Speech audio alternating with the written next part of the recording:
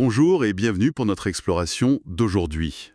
On imagine souvent nos identités collectives, notre peuple, notre groupe, comme quelque chose de très très ancien, presque naturel, non?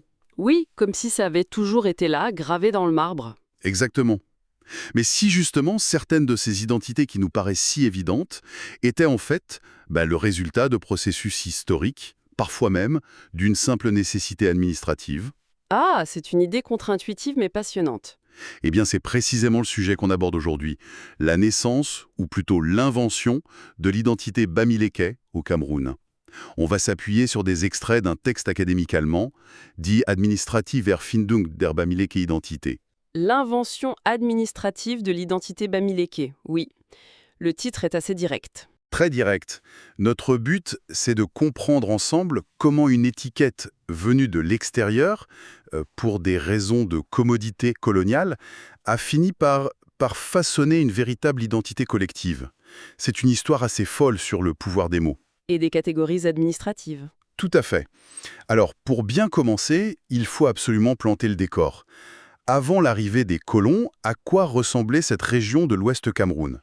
Surtout, oublions l'image d'un bloc uni, Bamileke. Ah oui, ça, c'est crucial.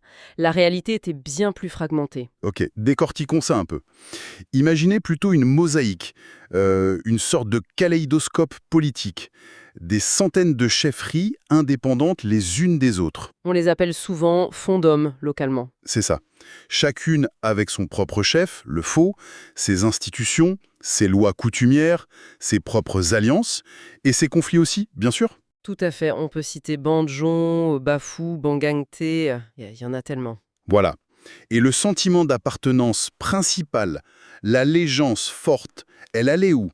Pas à un ensemble bamileke abstrait. Non, absolument pas.